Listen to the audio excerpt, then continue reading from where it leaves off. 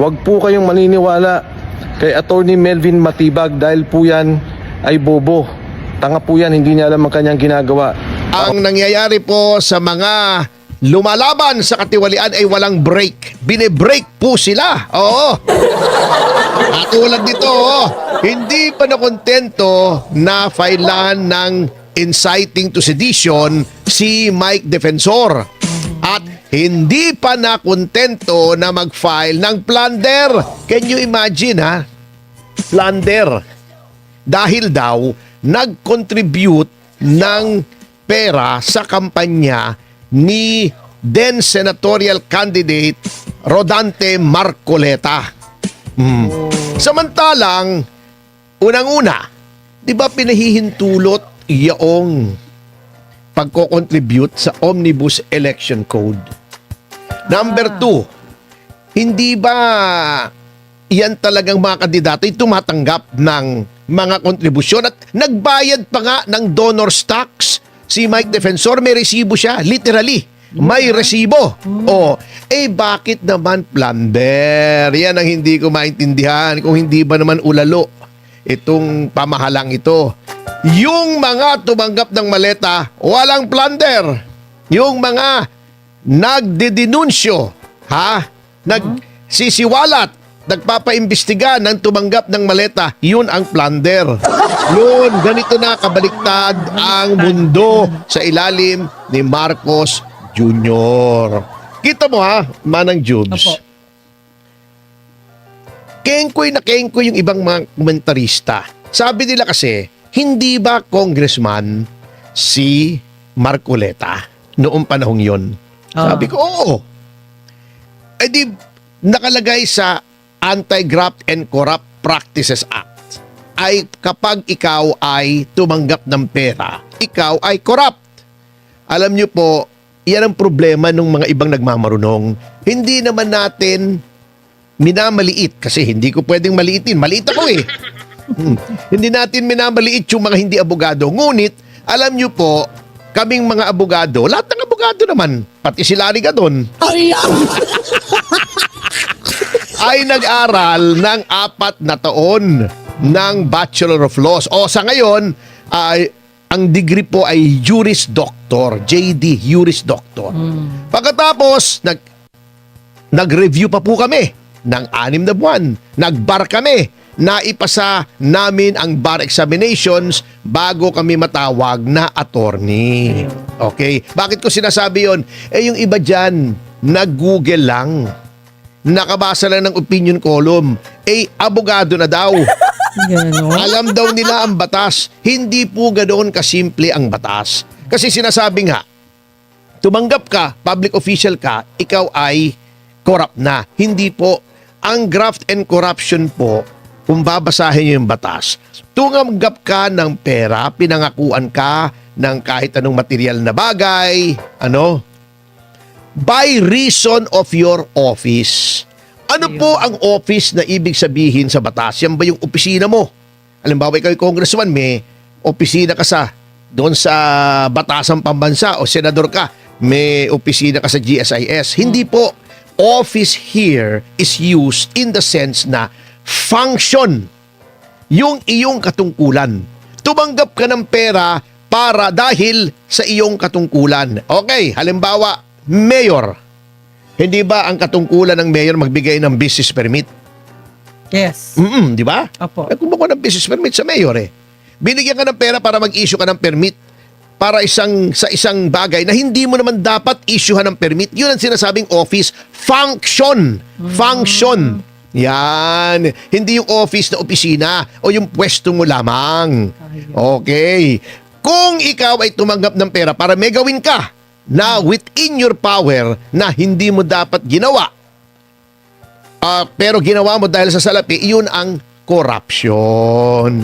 Pero kung tumanggap ka ng pera dahil ikaw ay kandidato at yan ay allowed sa Omnibus Election Code to a certain degree kasi may limit po ang pwede mong tanggapin at may limit kung ano yung pwede mong gastusin. Limitado yan. Depende sa dami o bilang ng mga rehistradong botante either sa probinsya mo, kung ikaw ay gobernador o sa lungsod o munisipyo mo, kung ikaw ay mayor, kung sa congressman, distrito mo, kung senador, presidente, vice-presidente, buong bansa.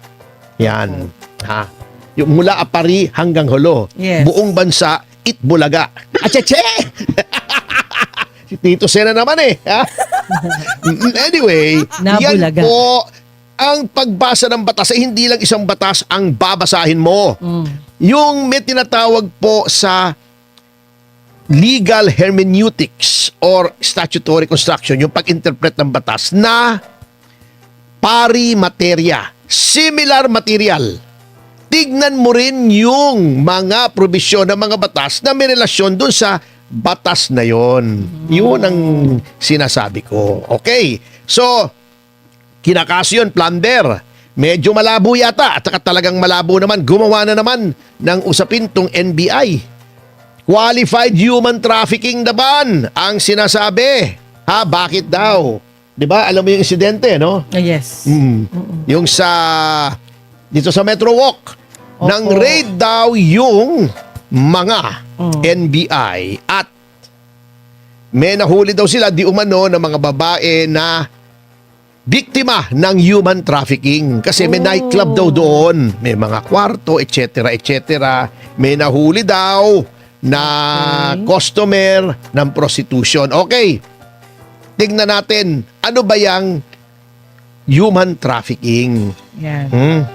Ang human trafficking po ay yung ikaw ay pipilitin mo, tatakutin mo, lolokohin mo, lilinlangin mo, iba-blackmail mo, ha?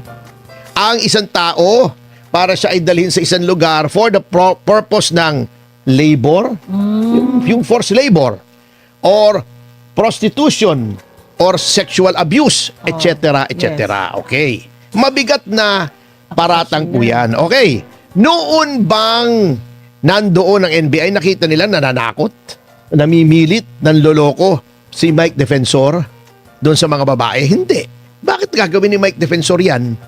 Okay. Sinasangkot siya dahil yun daw lugar nung KTV, yung Chicago KTV, ay nasa lupang pagmamay-ari niya at siya ay ang nagpapaupa. Siyang inuupahan noong may-ari nung nightclub. Ng KTV. Hindi po supisyente yon, Ginoong Matibag. Alam naman nating hindi supisyente yun. Abogado ka naman eh. Ha?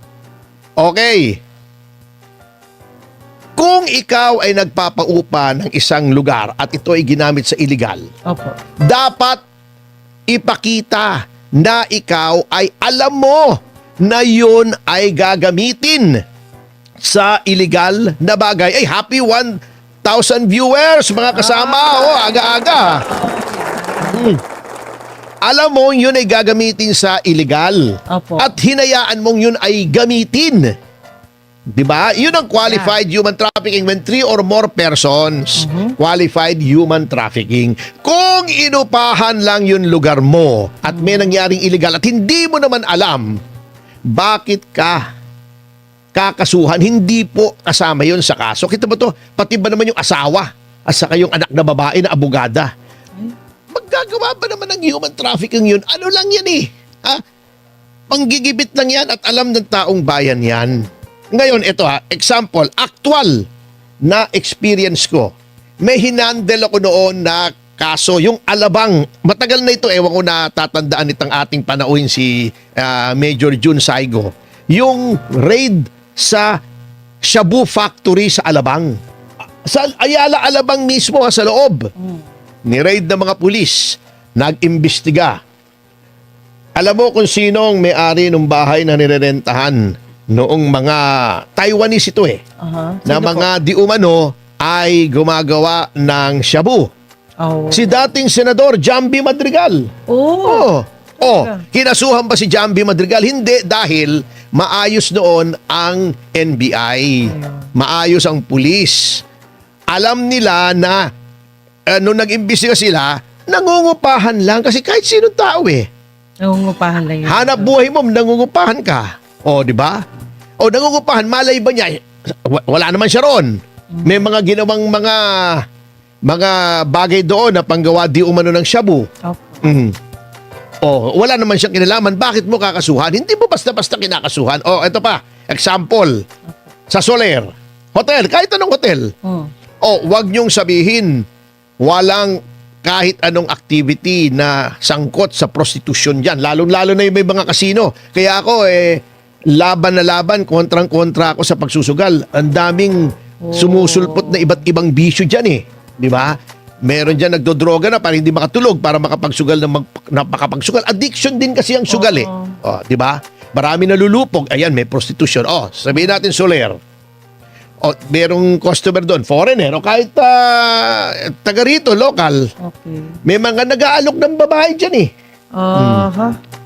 O, dinala niya sa kwarto niya. That's prostitution, binayaran niya. Ha?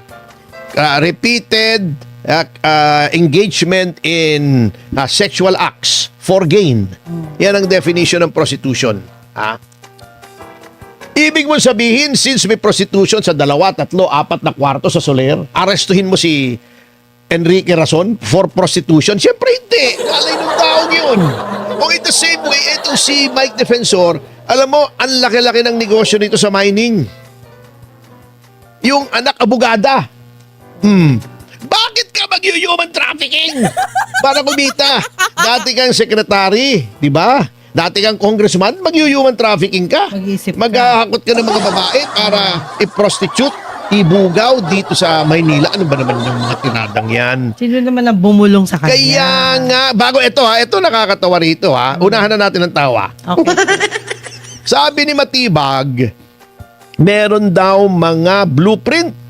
Ha? Alam mo yung Jubes, kung Yeah. makakapunta ka dyan sa Cliff Point, isang establishment yan na maraming mga negosyo. Meron diyang 7-Eleven. Meron diyang Starbucks. May Korean restaurant. Meron yan yung Blue Bar. At nandyan mismo yung tanggapan ng mining company ni Mike Defensor. Siyempre, malaki yung lugar mo, nagpatayo ka ng building, may mga commercial spaces doon. Space. Pinarerenta, hanap buhay eh. Ayun. May nangupa, yung Chicago, yung KTV. Opo. Hindi naman tago, nakalagay, ang laki-laki ron, Chicago, KTV. Pwede mong pasukin, pwede mong lumabas. Welcome to everybody. Ang daming tao. Unang-una, that negates yung sinasabing baka may tinatakot ng mga babae for prostitution. Eh di, sumigaw yung babae. Ang daming tao roon. Minsan, wala naman sa pagkakuan. Katulad nito, presidente ng Wakwak Golf and Country Club. Grabe. Opo. Nandun. Alam niyo, ang mga pupunta ron, mga politiko. Mga opisyal ng pulis. Ako, pupunta ako ron paminsan-minsan. Nagre-relax. Wala po ako nakikitang illegal doon. Tamang kwentuhan lang. Hindi kung may pinipilit doon, tinatakot na babae. Di sumigaw yun. Ang daming pulis doon, ang daming politiko, ang daming abogado. At saka pwede kang pumasok. Labas-pasok. Wala namang rehas yun eh.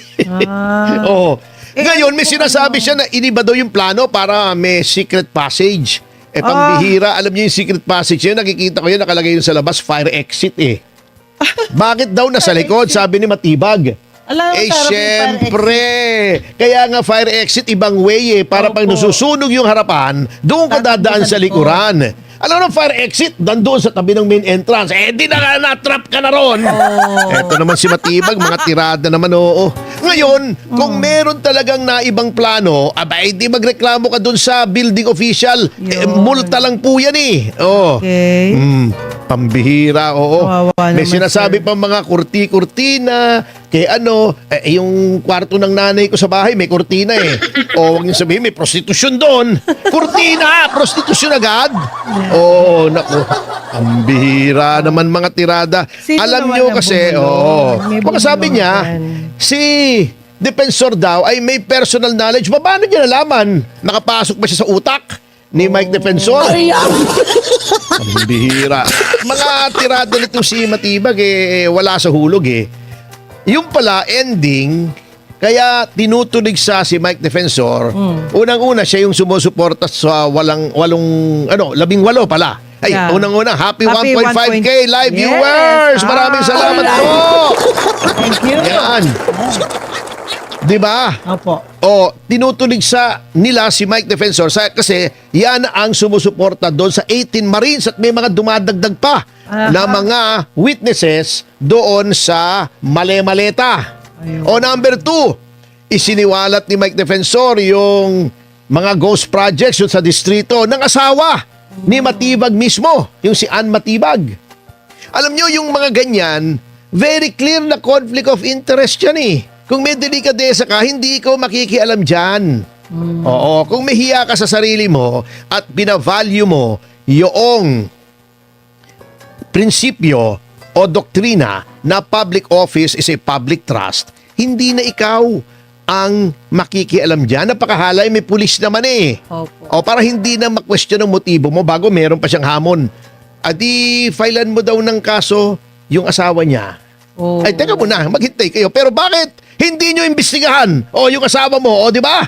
O, kung talagang sincero ka, ba't hindi mo iniimbestigahan yung mali-maleta? Ang dami-daming krimen, ang pinakamalaking krimen na nangyayari o nangyari sa Pilipinas at mukhang mangyayari pa ay yung 1.2 trillion na flood control scam na yan. Nagbabadya na naman ang ulan.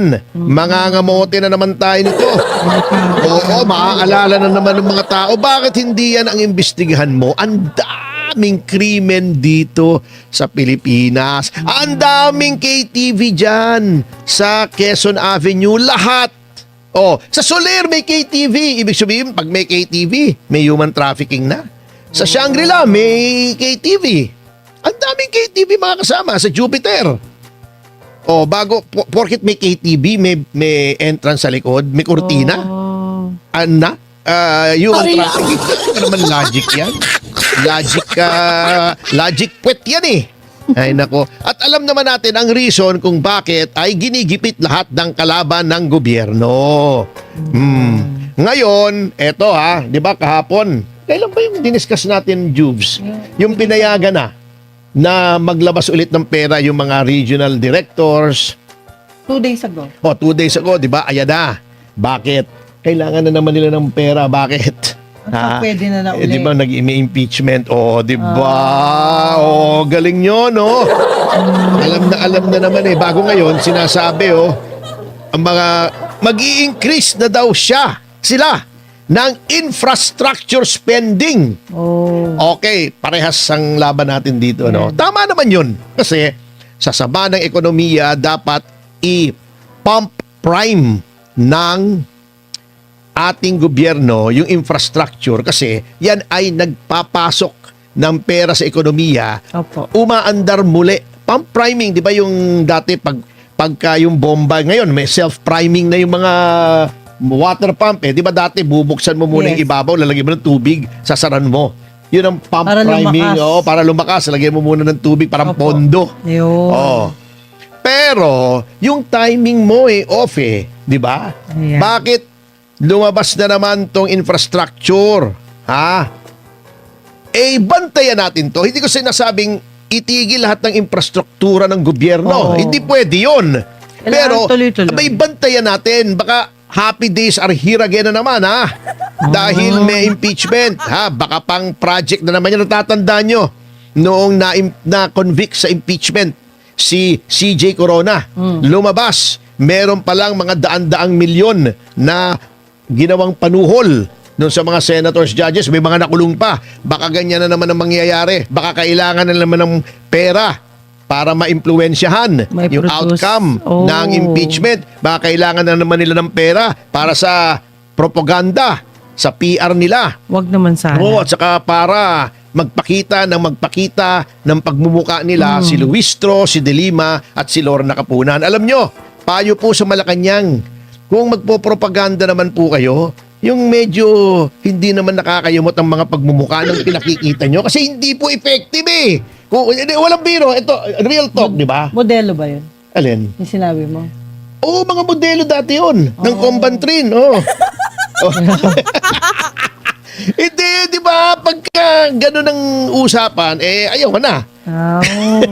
Bago, yung spokesman ni VP, kaganda-gandang lalaki, di ba? Si Michael Poa.